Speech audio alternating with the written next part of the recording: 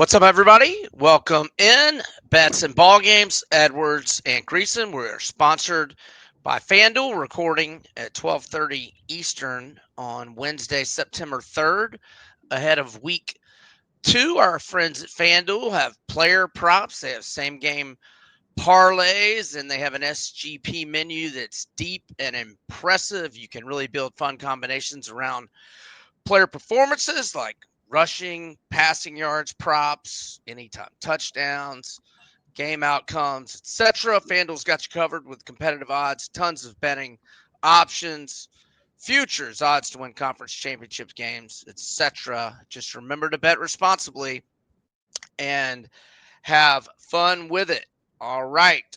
What's happening, Mr. Green? Did all those good things happen for Auburn last weekend? Could you have scripted it much better? I mean, I guess Bruce Pearl could have gotten a 5-star recruit out of Atlanta. Yeah. I mean, there you go. I don't, but other than that, no. Yeah. No. I mean, AJ McCarron could have gotten food poisoning, maybe. I mean,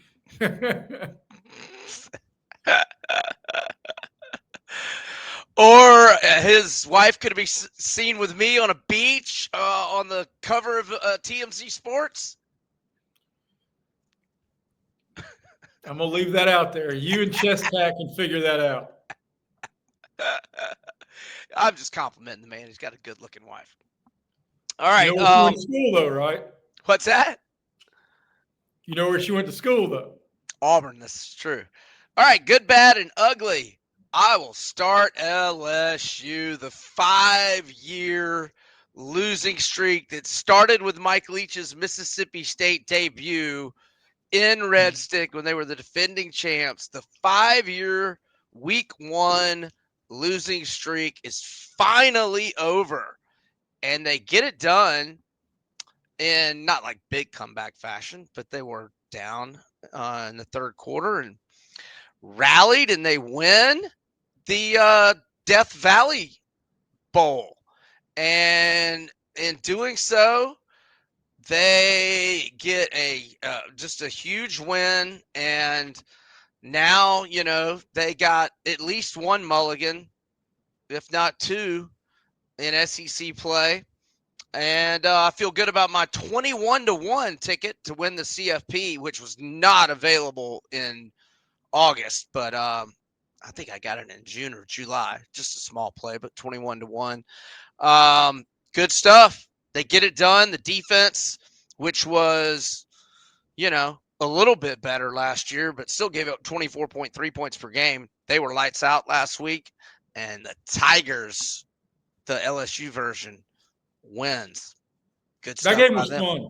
I mean, I know it wasn't your typical, and there were so many ripple effects that I think are worth discussing even before we get neck deep. And look, we can spend an extended period of time on our good, bad, the ugly, because there are a whole lot of dog crap games on the SEC schedule this week, if we're just being honest. But one, the post-game tete-a-tete between Kelly and Dabo has been great. Dabo graded both teams and said, I'll give them a 65 and give us a 58.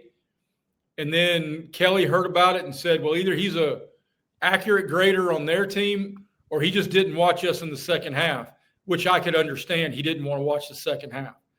And look, we got to get this settled here, Brian. And if we're leading the revolution, then I'm fine with it. But I don't understand how the LSU receiver can get 2 feet in the end zone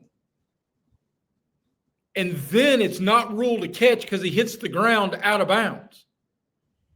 That's like saying if a guy got 2 feet in the end zone as a ball carrier and a guy hit him, it's still a fumble.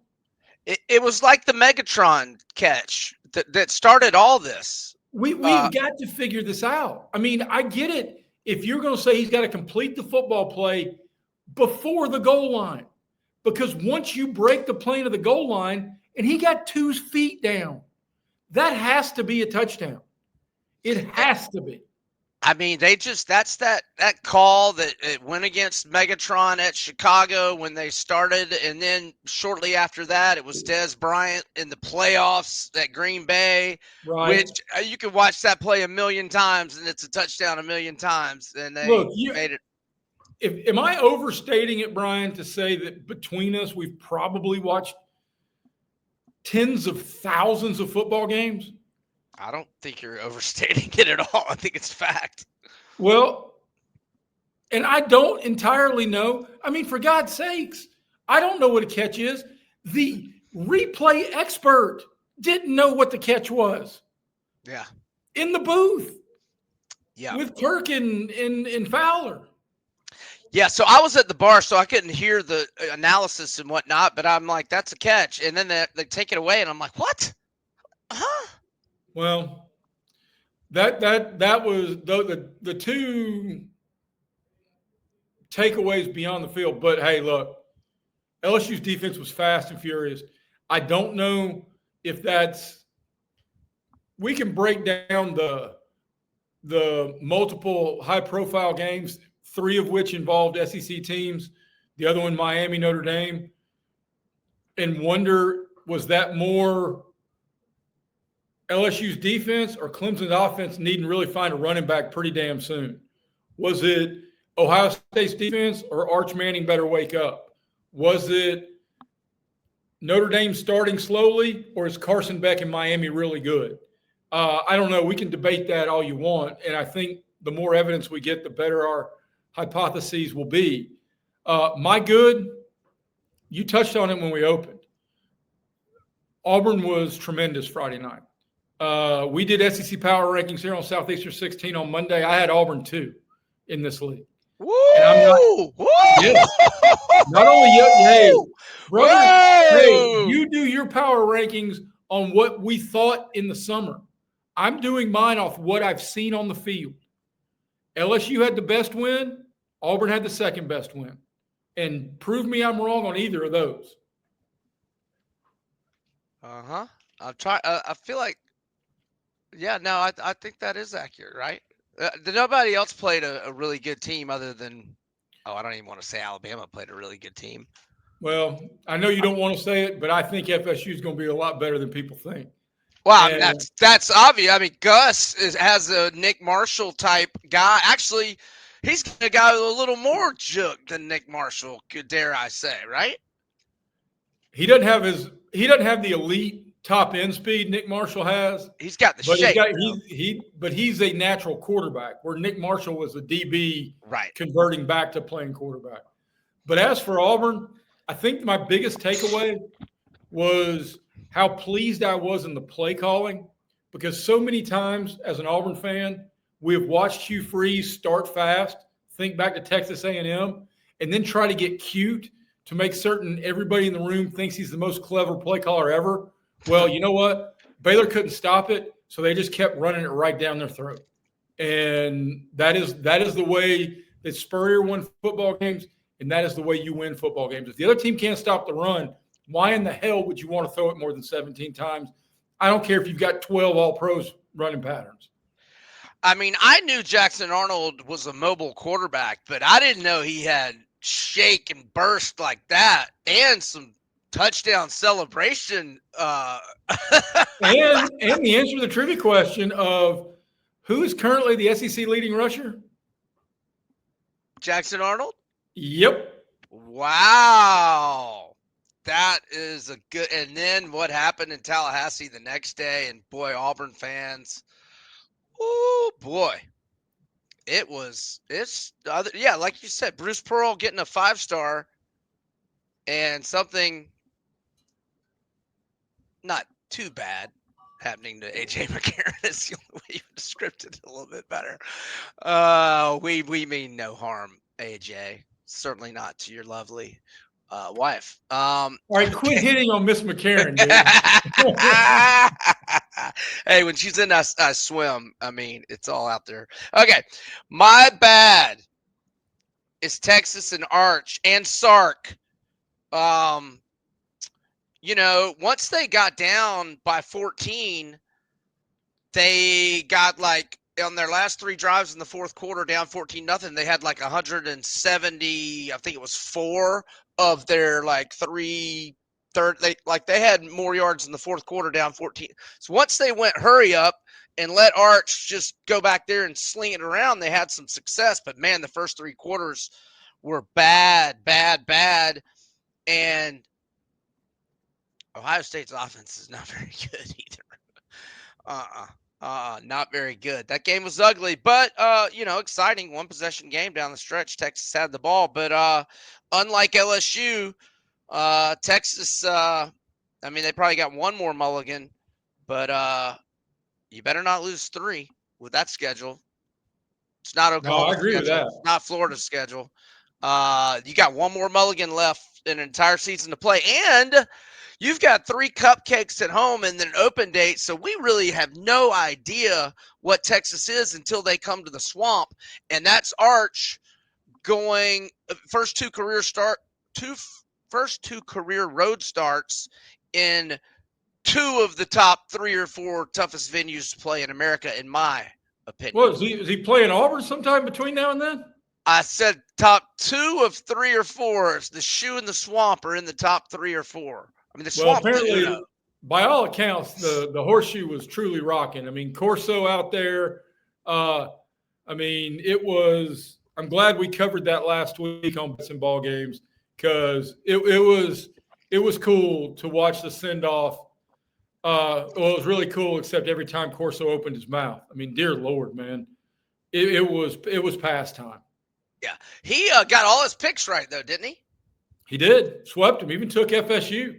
My bad is going to be a tangent off that game, although I could really have 2. The first one is a tangent off the game. Look, Arch didn't play like a Heisman winner, but he also wasn't a Heisman winner. Arch is experiencing the overreaction of the 24/7 news cycle. He got too much praise without ever being QB1, and now he's getting too much heat playing the number 1 team in the country, the defending national champions, in their place, and they didn't win the game. So my bad is all the overblown hype that led into Saturday's overreactions from the Dan Orlovskis, from the Paul Feinbaums, from all those people who were putting him to a pedestal that nobody could have reached. The other bad, speaking of terrible weekend, no good, terrible, rotten, terrible Saturdays for quarterbacks, Nico Emaliava to the white courtesy phone. That's a crappy day. And hey, Utah might be back with a quarterback. I think Utah's good. Yeah. They hadn't had a quarterback since Cam Rising got hurt in the Rose Bowl. They got him a quarterback now. They got him a quarterback, and look, we both love Kyle. Yeah. And they're always the most physical team in that league. And no, I would look on FanDuel and I bet you could still get north of plus 300 to get Utah in the playoff. And I really like that bet. No, they haven't taken those bets down. Okay, well, here, I'll find it for you really fast. In fact, I got it right here, plus 290. Wow, I'm sorry I missed it so badly, Brian. Gators plus 310. Let's see what Auburn is to make the playoff. Plus 235. Shorter odds than the Gators? Hey, I'm telling you, the overreaction, and we're going to get into that in Bets and Ball Games, because the overreaction between week 1 and week 2 is the best time to make money as a gambler. Yeah. All right, so were you done on your bad? Yes. Okay. My ugly is Alabama and everything Alabama. And my guy Pat Smith, co-host of 3-Man Front on Jocks in Birmingham, I just did a spot with them. He tweeted out the buyout for DeBoer is currently north of what they paid Jimbo. It's like $77 million right now. And he also said that they already extended him. Is that accurate? I think they extended him before the season through like 2030 or 2031. 31 is what they said. They extended him after last year. What are you doing, Greg Byrne? Recruiting was rolling. You're 9-4, and look, man, the ugly on this. Exactly, you're 9-4. That's like Kentucky losing the first round to St. Peter's. Well, losing the first round of St. Peter's after they did go to the Elite Eight.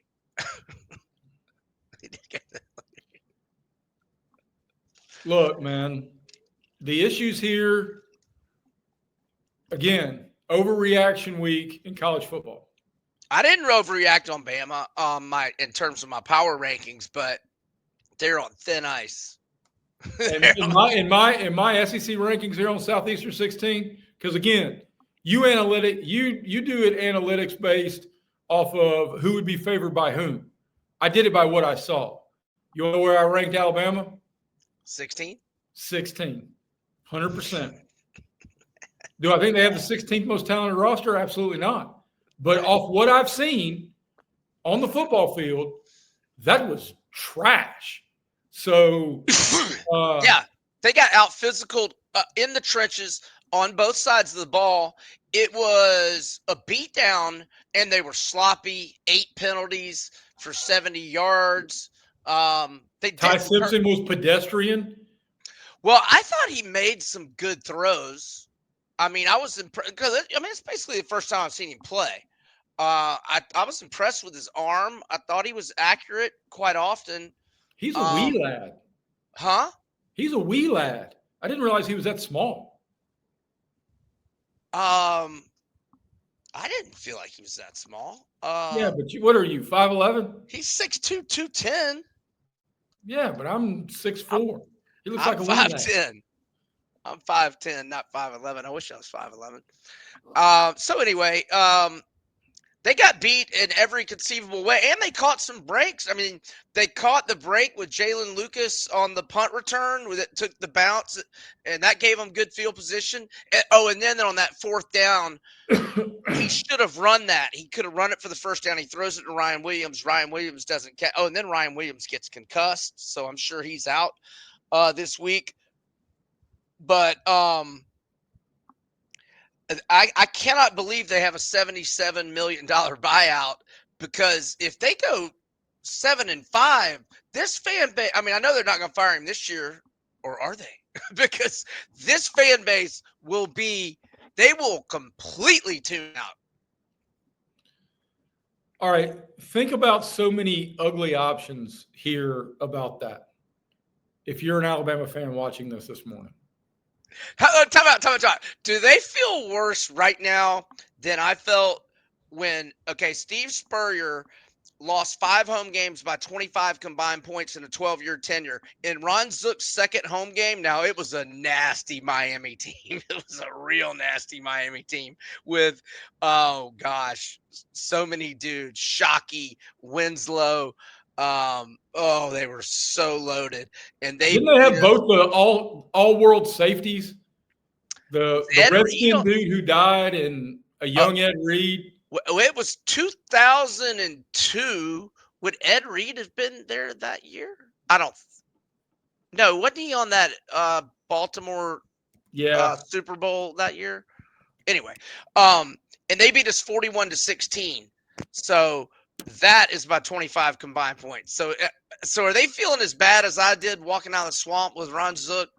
Yeah, because I've got a worse stat for you. Oh, I know what it's going to be. He's lost to 4 unranked teams favored by at least 13.5, and I bet Saban never did that in a 17-year tenure. Well, I can't talk about necessarily the point spread, but I can tell you that he has lost to 4 unranked teams in 14 games. Nick Saban lost to 4 unranked teams in his last 16 years. Was A&M unranked when they beat him with Calzada? Yes. God,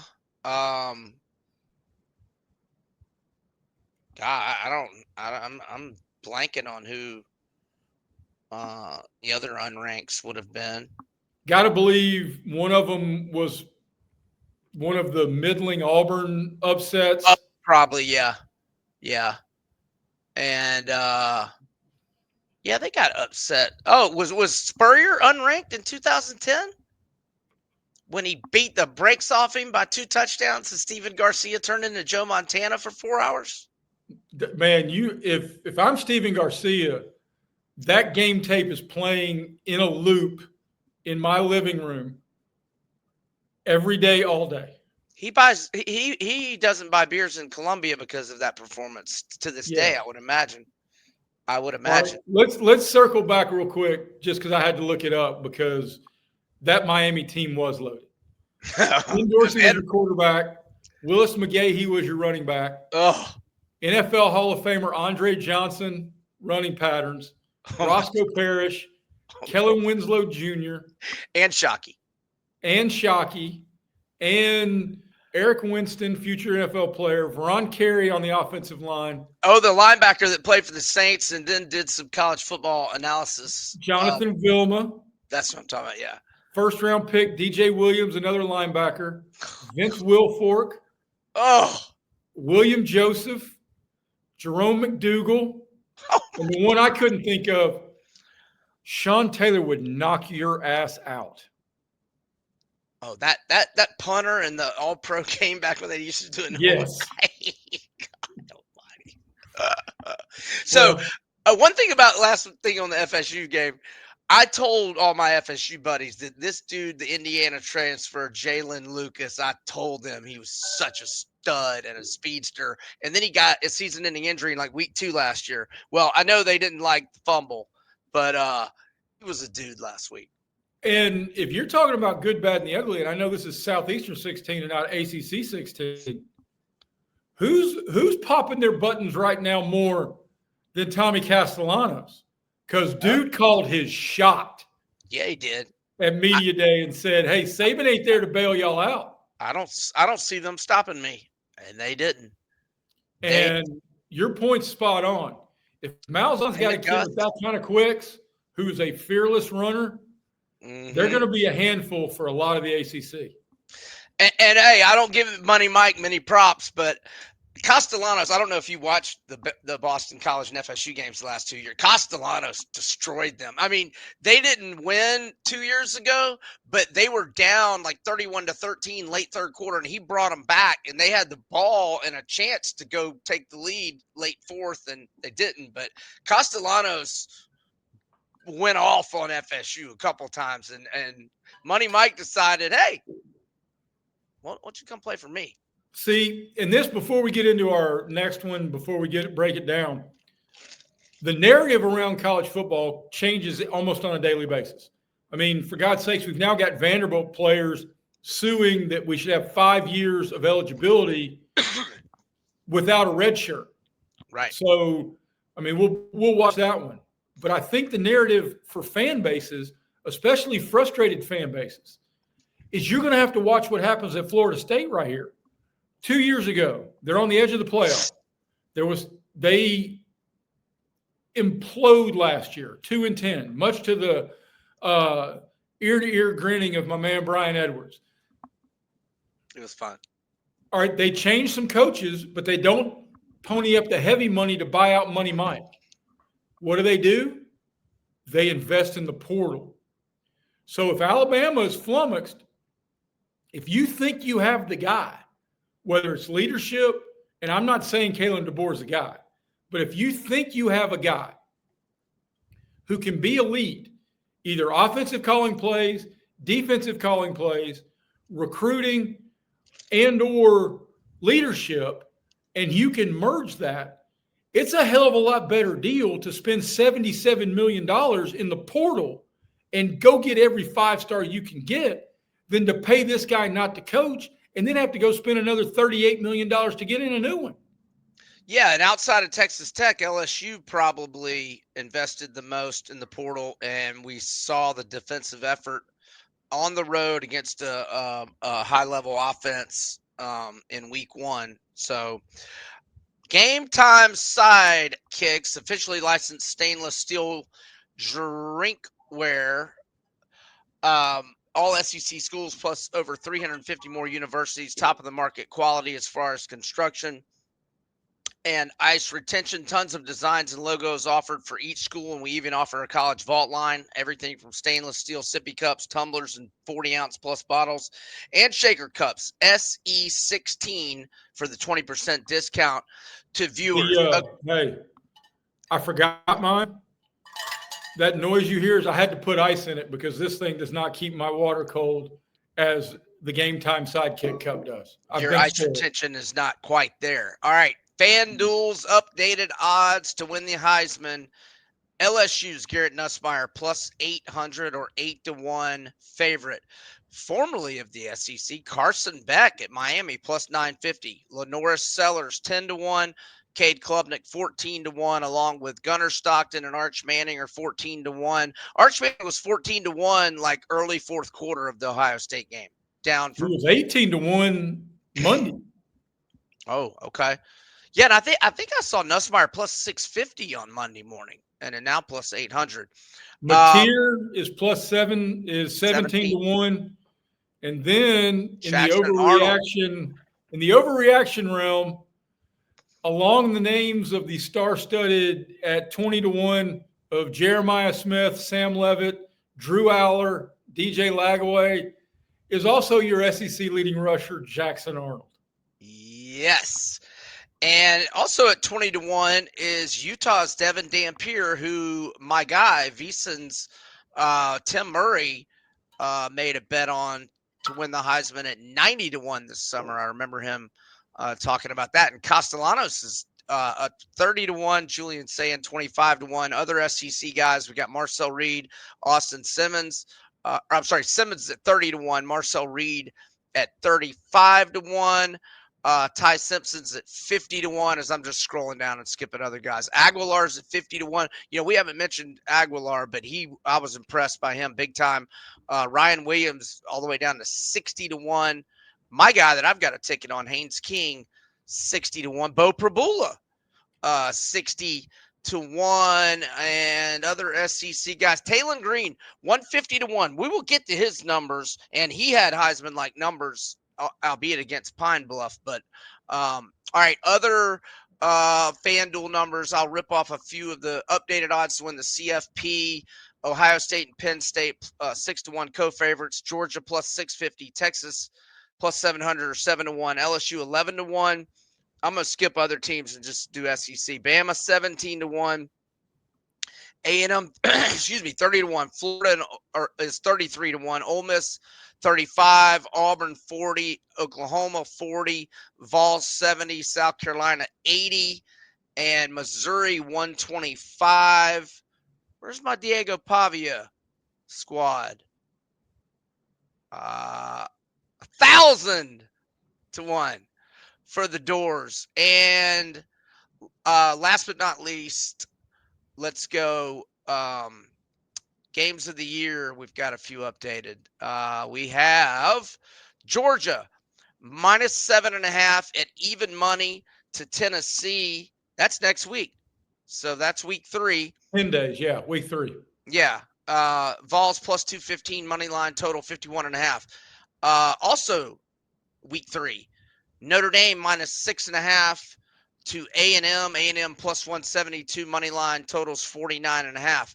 Okay, they had Miami minus 3.5 to Florida last week, but after its win over Notre Dame, Miami minus 4.5 at a minus 115 price. This is week 4, September 20th. And Gators plus 158, total 55.5. Keep in mind that'll be a back-to-back road spot for the Gators. They're at LSU next week in week 3. Georgia was 4 going into the season to Bama. They're now a 6.5-point favorite. September 27th, week 5, when Alabama hopes to have Jam Miller and Tim Keenan back. Bama plus 168 money line, total 52.5. In the Red River game, October 11th, is now Texas minus 7.5 to Oklahoma. However, that number was 10.5 before the season started. So 3-point. Well, I don't know if it's all downgrade Texas. Maybe it's a little upgrade Oklahoma, and that's all. Well, and as you're looking at future lines and game of the year options, we'll talk about it you may want to, if you're bullish on Oklahoma in that rivalry game, you may want to get it now, because if they play well against Michigan, that'll be closer to 5 than it will be north of 7. Mm-hmm. All right. We ready to go into our games? Let's go. All right. We start with noon Eastern, ABC or ESPN, and it's San Jose State at Texas. San Jose State had a very disappointing start to the season. This is the former Navy coach Ken Nui Matalolo's team, and he had a really good and surprising first year as they went 7-6, but they lose 16-14 as a 14-point home favorite to Central Michigan, who McElwain, retired, and not much was expected of them. And Texas is minus 36.5 with a total of 52.5. Look, man, I don't like any part of Ken, former Navy guy, who it's going to sound like I'm sneezing at a luau if I try to say his last name. They're going to slow it down. I hate this number, but I love Texas minus 7.5 in the first quarter. Minus 108 price on that.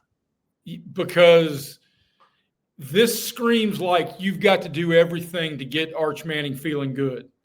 And he's not going to play beyond middle of the second quarter, or at least the first half. So San Jose State gave up 2 guys from Central Michigan running right at 100 yards. I mean, and if that running back room is going to wear you out for north of 250 running, what are Baxter and Wisner and even Arch when he tucks and goes? I mean, you're talking about averaging 9 or 10 yards a rush, and we know Sark is going to try to figure out ways to get Arch the numbers and the narrative to change. Don't you think? I love Texas in the first quarter. Yeah. I mean, I'm not against it. I don't think I'll do it. If you want to go Texas first half, it's minus 20.5 at a minus 140 price. The team total for Texas is 44.5. A few props already up. Arch's passing yards 275 plus is minus 125. 300 plus is plus 146. I don't think you mess with that unless you're thinking under, because I think he'll be out of there pretty early. Can you bet the under on those numbers? Oh, actually, yeah, you're right. I think, no, you can't. These are just and this is a bigger picture conversation we may hold for a rainy day. I think more and more as we get more and more of these scandals, especially recently in the NBA, I think unders are not going to be available on prop player, especially in college. I don't think these unders are going to be available at all, because that is more manipulative. I mean, if you found out Arch bet, or somebody near Arch bet on over 300 passing yards, at least he wasn't out there trying to hurt his team, or at least it wasn't telling inside information. Right. If you think the Longhorns are going to shut the Spartans out, there's a plus 420 payout for them to deal a bagel. Okay, next we have Utah State at A&M, and we have A&M at, and this is also noon Eastern, and it is on, or no, I'm sorry, it is at 12:45 p.m. and it's on the SEC network. And A&M is minus 31.5 at a minus 105 price, and the total is 54.5. And Utah State last week, they beat UTEP 28-16 as a 5-point home favorite. The line for A&M in the first quarter is minus 6.5, which is attractive, but minus 188 price. In the first half, the Aggies minus 17.5 at a minus 112 price. The Aggies failed to cover last week, But the NC State transfer, KC Concepcion, no relation to Dave, he had a big punt return, I know. But I talked to an Aggie fan Sunday afternoon. She was not very happy with her squad. She was not happy at all. Did you Her do name your is best Lisa. to make her pleased later in the evening? No, but it's on the radar. Okay. Yeah. It's the only second time I'd met her. But go ahead. The big concern coming into the offseason was, can Marcel Reed be that guy in the pocket? He can be that guy making plays. And he missed a dude running down the sidelines by 10 yards, and he was 40 yards clear of everybody. I mean, it was a glaring miss. Yeah, I don't know what to think of Marcel Reed. He played so. My first impression was him playing really good against the Gators at the Swamp, leading them to a 33-7 lead in the third quarter. When I wanted to inflict bodily harm on a certain AD and head coach at the University of Florida at that time. He played great at Auburn. He was not the reason they lost at Auburn. Right. This game's just that's a hard pass for me. Hard pass for me. Okay, now we got a good one.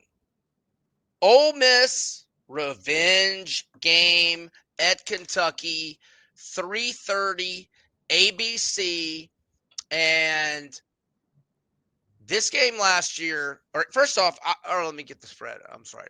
I gotta go back. Okay. All right, 3:30. Okay. FanDuel currently Ole Miss minus 10.5 at a minus 105 price. Kentucky plus 285 on the money line. Total is 50.5. Kentucky 7-3 against the spread. Their last 10 as a home dog.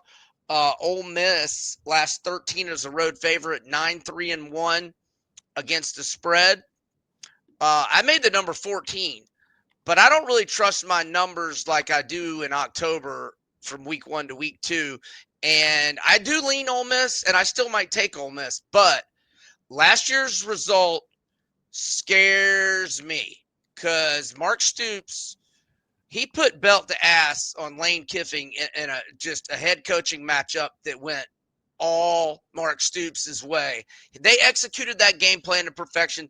They wanted to get hats on Jackson Dart.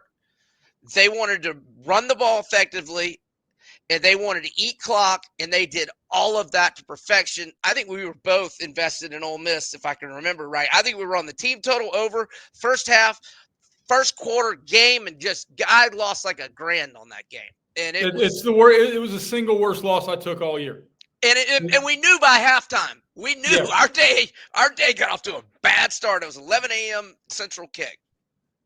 If you look at alternate spreads, you can get Ole Miss at 9.5 for just minus 125.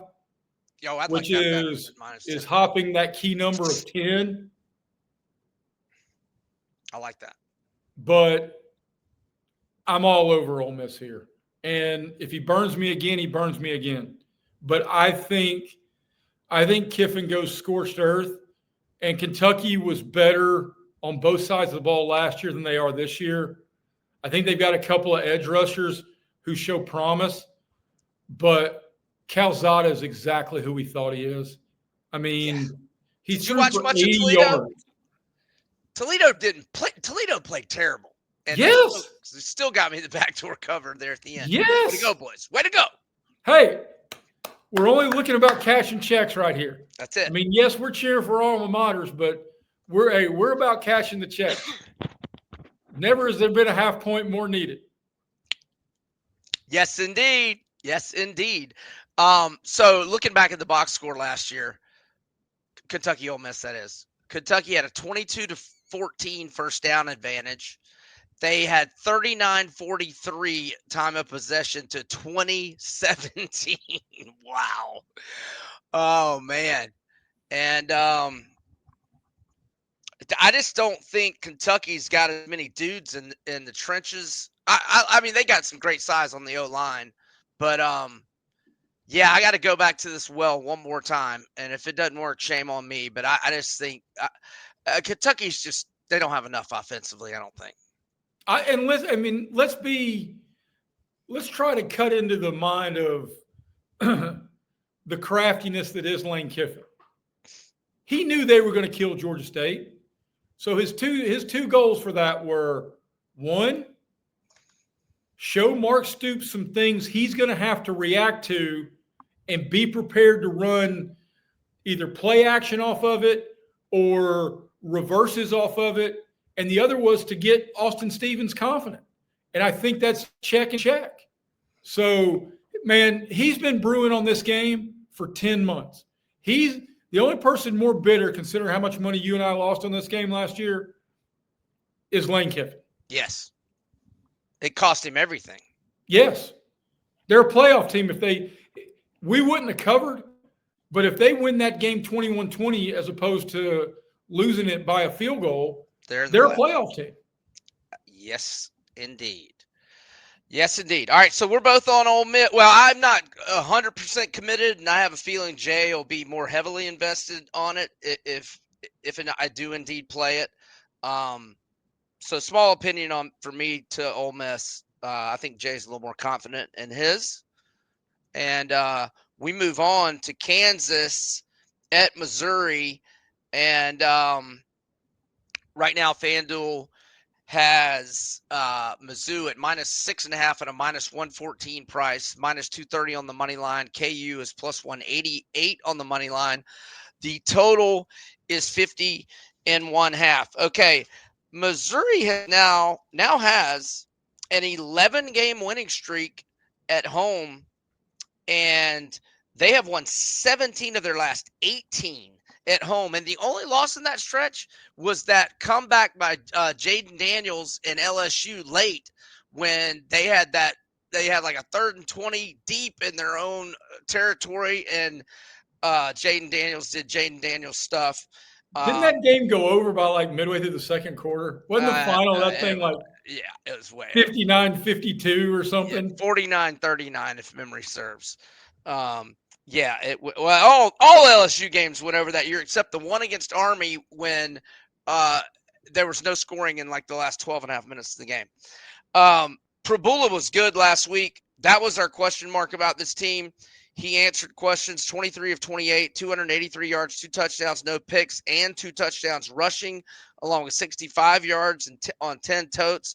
And our guy, Ahmad Hardy, the ULM first-team All-Sun Belt transfer running back, 10 carries, 100 yards, and 1 touchdown. So of the 11-game home winning streak, because the home winning streak doesn't matter, we're wondering, are they going to cover 6.5? 7 of the 11 wins have been by 7 or more. But, and now this stat is just all sorts of home favorite roles. Could have been favored by 20 or 30 or whatever. But Drinkwitz is only 8-12-1 against the spread as a home favorite. But Leipold's only 7-11 against the spread as a road underdog. So Kansas got some good injury news. So they had 3 starters did not play against Fresno in week 0. All 3 guys were back last week, including Dean Miller, their first-team All-Big 12 defensive end who had 6 sacks and 9.5 TFLs last year. Their Utah State transfer corner DJ Graham, who's a starter, he returned against Wagner on Friday. He had 3 tackles. And Bryson Canny, their transfer from Columbia, where he was first-team All-Ivy last year, he returned and had 2 catches for 42 yards. And then LaShawn Williams, who is transfer running back from Iowa, who had a big game in week 1. I think it was 6 carries for 91 yards, if I'm not mistaken. He did not play against Wagner, but Leipold said on Monday he practiced and they expect him back. So good news on the injury front for Kansas, but I made Missouri a 10-point favorite, and I have laid the wood. And if you're into moneyline parlay or teasers, I think Mizzou is a good teaser or money line parlay leg this week to just win outright at home. What you got? I'm 100% with you and support all of those. I'm not a teaser guy because it's one of those, we talked a little bit in the green room about superstitions, whether it's when you make your bets, how you make your bets, or even the style you make your bets. I've never had any luck with teasers. So, and it feels like if it's a 4-leg teaser, I always hit 3 in the last game of the night. Because the other part of it I don't like is if you're on a parlay like that, you can at least hedge to make certain you make a little money. Mm-hmm. There ain't nothing worse than trying to hedge a teaser and then you get caught in the sandwich. Yeah. Yes. But you're Missouri straight. I'm not gonna mess with the first quarter or first half, and I'll tell you why. Because Jalen Daniels is going to make plays in this game, and he lost his top 7 pass catchers, and he's still completing 80% of his passes. Granted, well, I say cupcake competition. Fresno bounced back and beat Georgia Southern 42-14. And Georgia Southern's supposed to be a quasi contender in the Sun Belt, so that was a good bounce back for Fresno. But yeah, Jalen Daniels is going to make play, and he's going to keep them in this game most of the way. But I think over the course of 60 minutes, Mizzou gets separation and wins by 10-14, in my opinion. But that first half line is Mizzou 3.5, and it's 1.5 for first quarter bets. Anything else on this one? No, Missouri will be one of my plays. And I'm going to get on it as soon as you and I get done with this, recording it on Wednesday, because I could really see a way it gets to that magical 7 or 7.5 before kick. I like it a lot more at plus 6.5. Yep. Minus 6.5 is what he meant. That's what I meant. Yep. South Florida at Florida, 4:15 p.m. Eastern on the SEC Network. FanDuel has Florida minus 17.5 and a minus 118 price. USF, very impressive last week, by the way. 34-7 win as a 4.5-point underdog to Boise State. USF plus 680 on the money line. The total is 55.5 in the first quarter. Florida is minus 4.5 at a minus 108 price. Florida's team total is 37.5. Florida in the first half is minus 10.5 at a minus 108 price. There are no player props available yet. Your thoughts on this one? And I got some stats I'll rip off after you have a word. The only play I would make here is on the Gators and on the Gators early for 2 reasons. One, it's a natural dip spot after South Florida punched Boise State in the face and has been told you should be ranked, and everybody around campus is going, you guys are great. The other part of this is, man, oh man, north of 14 and even north of 17, all the Gators want to do is get out of this with nobody hurt, knowing they got to go to Red Stick the following week. So any type of extra weight that you've got to lay on this game scares me, just because Napier would take 31-17 right now and run. Yes. And so when it slows down late and they're happy to, so you could talk me into playing Florida first quarter, maybe first half, but 17.5 is a tricky number for me. Florida's next 3 games are as tough as anybody in America's. Yeah, that would be at LSU, at Miami, and Texas at home, and then at A&M. Yeah. So I don't know this for sure yet, but I am hopeful and optimistic that Dallas Wilson and Aiden Mizell are going to be back this week. And if you haven't heard me talk about Dallas Wilson yet, I think he's going to be an absolute superstar from day one.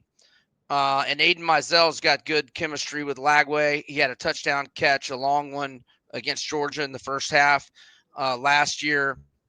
Now, go ahead. Is Aiden Johnny Manziel's son? No.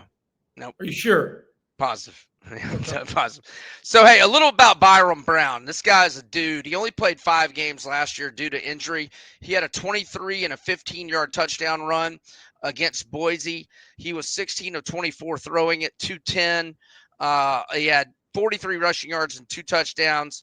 Keyshawn Singleton had 5 catches, 93 yards, 1 touchdown. They got a transfer from the Vols and Chaz Nimrod, wide receiver, 3 catches, 96 yards. But I think USF's performance probably put Florida on alert, and Florida's Agreed. probably a lot more focused on this game than it would have been otherwise, and I think that's a good thing.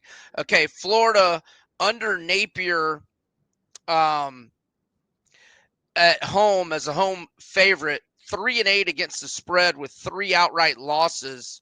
Overall at home, 15-7 straight up, 10-12 ATS, and as a double-digit favorite, whether home or away under Napier, 4-6 against the spread with 1 outright loss at Vandy. I was there, and I have not forgot about it. Now under Alex Golish, USF 3-3 against the spread as a double-digit dog, and as a dog of any sort, 8-6 against the spread with 5 outright wins.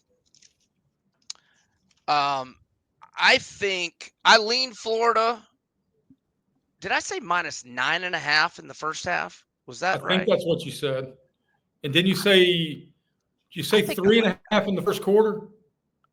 Yeah, I think so. Or no, 4.5. I think. I think I like minus 9.5 in the first half, but I'm not against it for the game, but certainly not, not one of my favorite plays by any means. Let's not forget it is a look ahead, and like Jay said, get a comfortable lead in the second half. They're going to want to get, bodies healthy out of there. All right, let's move on to Arkansas State at Arkansas, 5 Eastern, ESPN Plus. This game is in Little Rock, and I think, right? Yes. Arkansas is 22.5 at a minus 115 price. The Butch Joneses are plus 1160 on the money line. The total is 63.5. I said I was going to get the Talon Green's numbers, and I am. And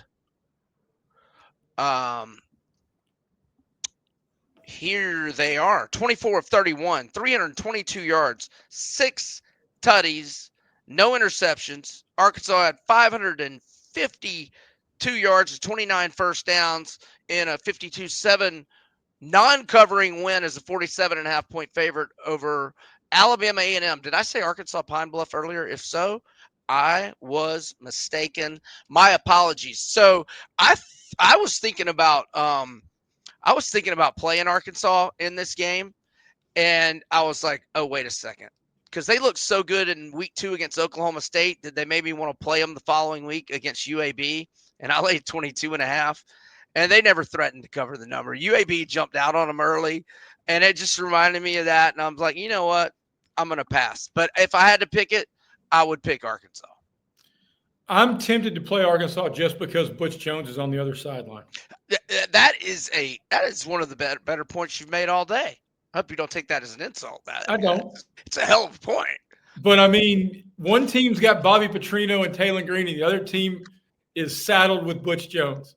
This may be in a 7-18 parlay of games that I think I like, and just try to get a lottery ticket. You know what?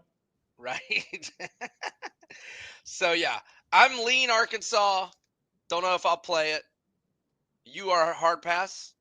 Or what? No, I'm not a hard pass. In fact, I'm about to look up something. What time did you say that game was? 5 o'clock, but I got the first quarter and first half spreads for you. Arkansas in the first half is 13.5. Ooh. I'm not against that. First quarter for Arkansas, 6.5, but a minus 135 price. I'm not against any of those. No, I'm not either. And team total is 42.5. I was just going to look up if you could get what the weight on an alternate spread was. I got it right here. How many you Like, want to lay? what is it under 21? Oh, minus 20 and 1/2 is minus 160. Yeah, that's too much. If you want to lay 27.5 plus 134, if you want to lay 30.5 plus 186. Look, I think Taylor Green's him, man. I mean, oh yeah, and I loved you rattling off his Heisman odds. That's worth a scratch of the dice right there. 150 to 1, right? Yeah. Well, what was I about to say? Oh, Arkansas. So, I mean, we both said that we think overs are going to be a thing for Arkansas this year. We did not play it last week. I mean, some books didn't have a total. It did go under 65 for the few books that did have a total. So, I just don't know much about Arkansas State's offense. They did beat Southeast Missouri 42-24 as a 14.5 with a dual threat QB who threw for more than 300 and ran for 3 touchdowns. Jalen Raynor accounted for all 6 touchdowns for the Red Wolves. Yeah. All right. Well, the total is, what did I say it was? 63.5. That's 1/2 more than a key number. I mean, I'm not against it, but again, I don't know if they'll make the cut. If any of these plays will make the cut, and if they do, they'll be small change. Small. I agree. All right. And this is as much as anything a bet against Butch Jones. Yes. All right. Let me tell you about ROKFORM, the world's strongest, world's strongest magnetic phone case. Extreme protection, super strong magnets, rock lock, secure mounting, the most durable and multifunctional phone case accessories. At ROKFORM, quality is paramount, so you can expect the same military grade standards with their case accessories as you do the actual cases. SEC 25 for 20% off. Okay, are we going to skip South Carolina State at South Carolina? Yep, skip it. And we're going to go into Vandy, at Virginia Tech. And remember, Vandy's got an extra day of rest here as Vatech played on Sunday, 7:30 p.m. Eastern, ACC Network, and currently Vatech minus 1.5, minus 105 price to Vandy. You got to pay minus 115 on the plus 1.5.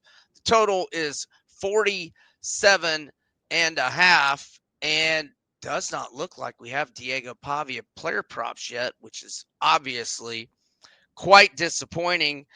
I'm on Vandy. I'm all over Vandy, who is now 8-6 straight up, 10-4 against the spread with Diego Pavia in uniform. As an underdog with Diego Pavia, they're 8-2 against the spread with 5 outright wins. And as a road underdog under Pavia, they are 4-0 against the spread with 2 outright wins.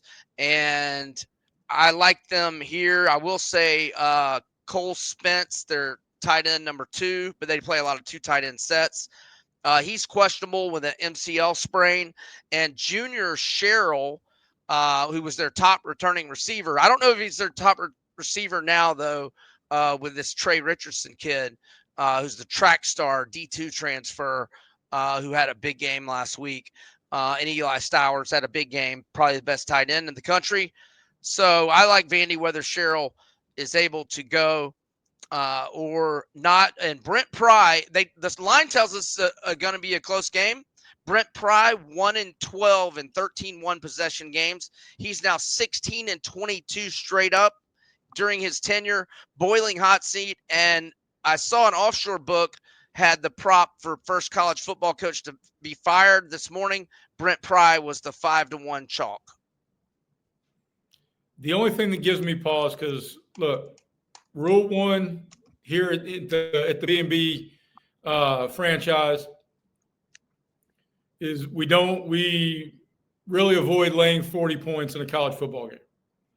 Rule 2, you don't bet against Diego Pavia.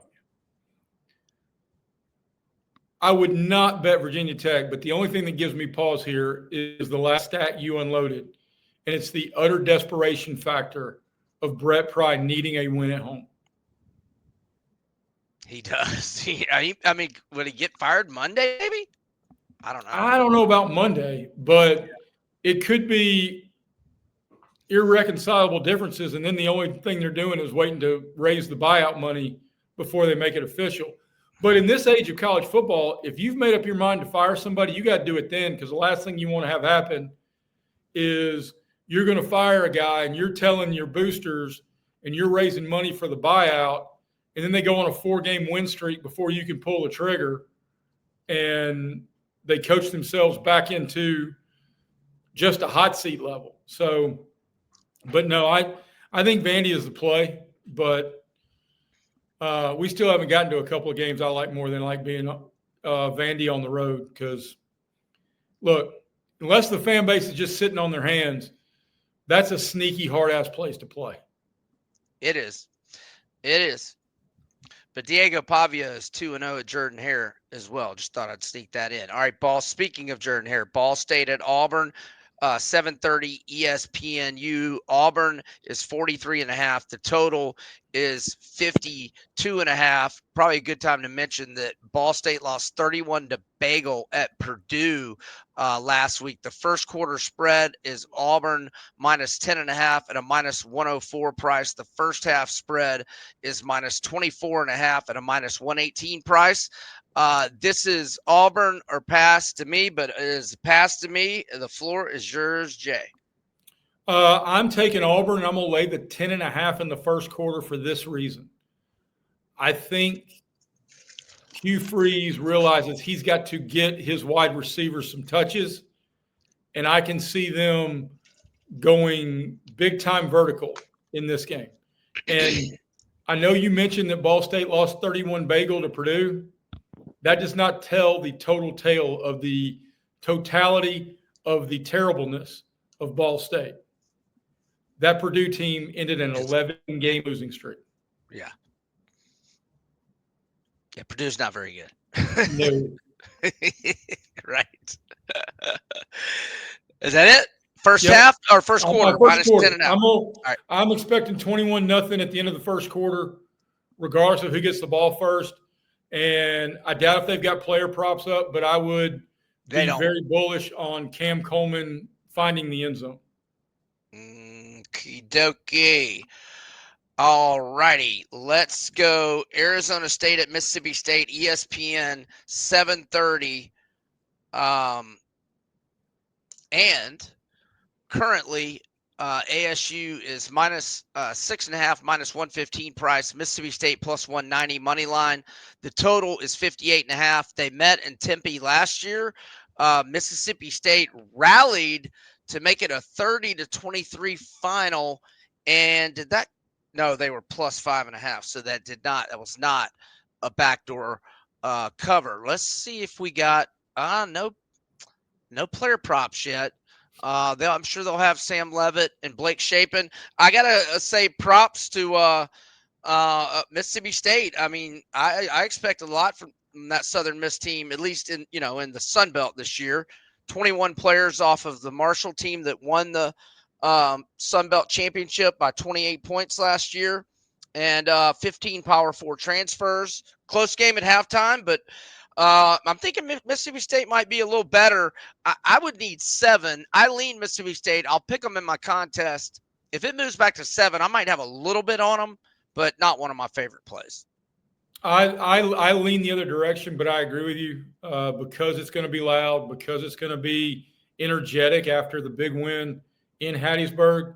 But I trust Dillingham and I trust Levitt more than I trust Levy and Shapen. So I lean Arizona State, especially if it stays under the 7.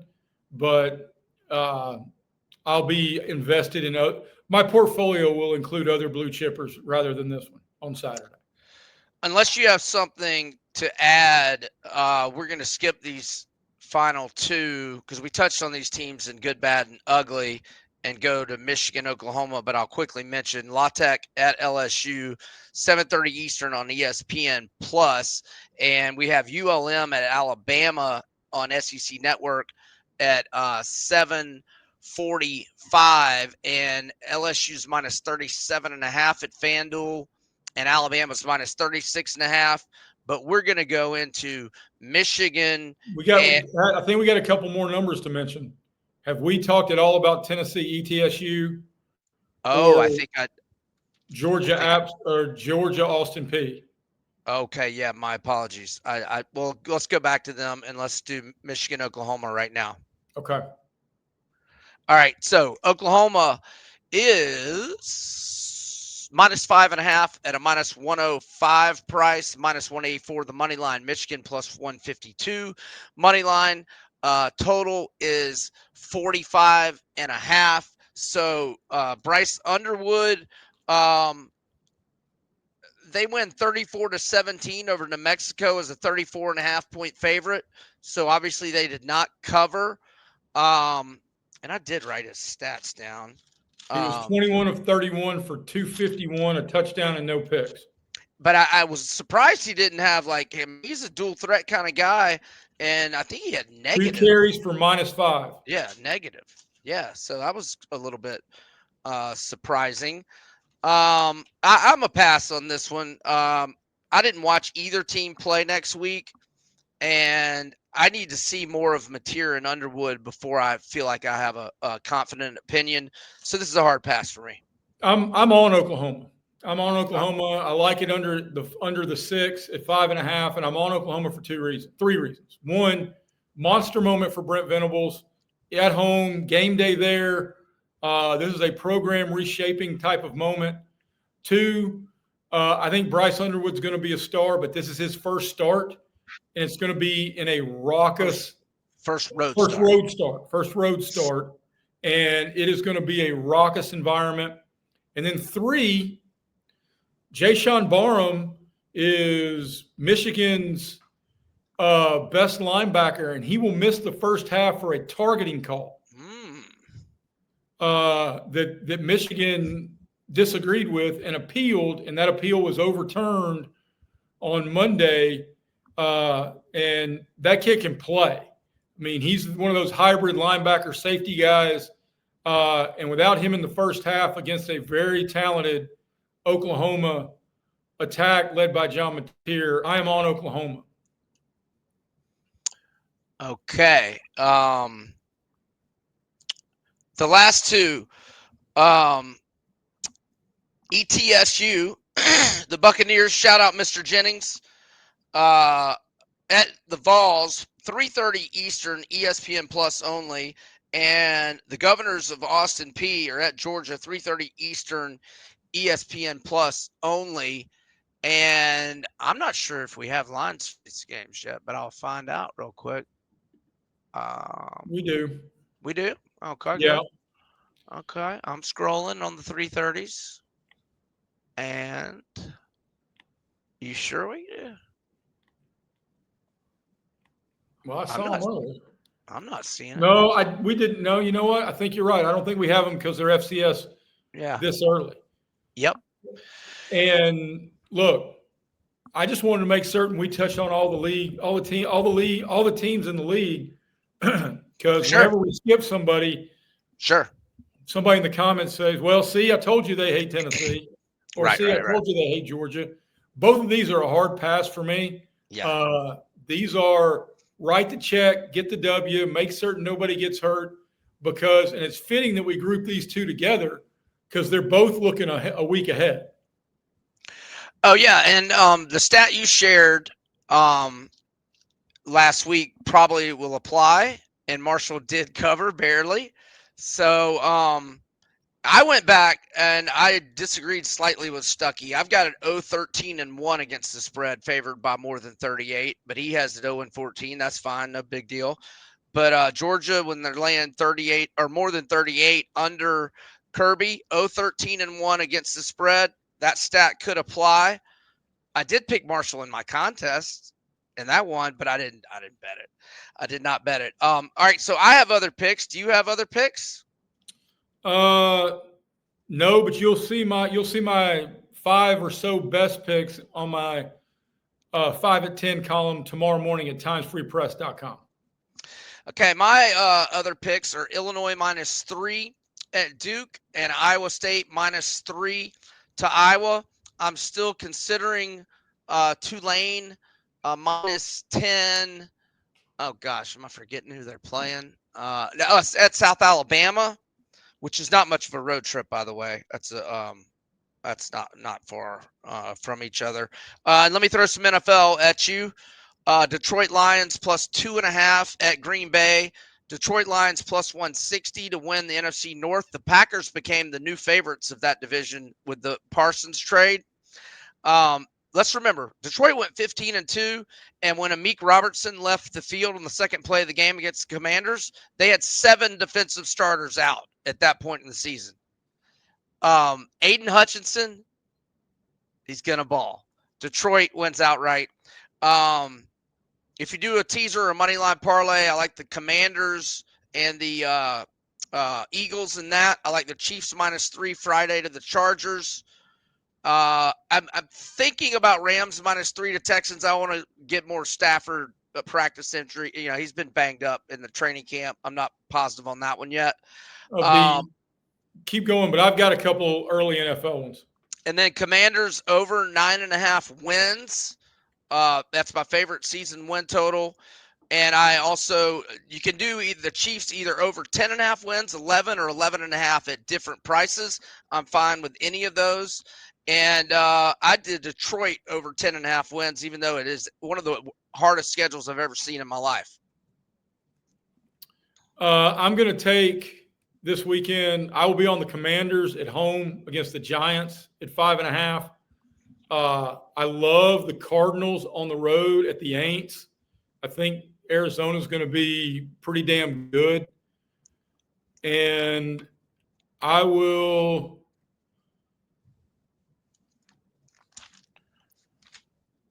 be on the 49ers that are now they're healthy. I think 49ers are going to have a better year than a lot of people. I like a lot of your logic on some of the other games, but the 49ers giving up less than a field goal at Seattle. Because, look, I don't think Sam Darnold's going to be the Sam Darnold we saw last year because he doesn't have Jordan Addison and Justin Jefferson running around for him. All right, folks. Week 2 ahead of us here. And not as good a card, but we got bets. And good luck to everybody. We're sponsored by FanDuel, GameTime, SIDEKICKS, and ROKFORM. Southeastern 16. Thank you for listening. Good luck with your bets. We'll talk to you again next week. See you.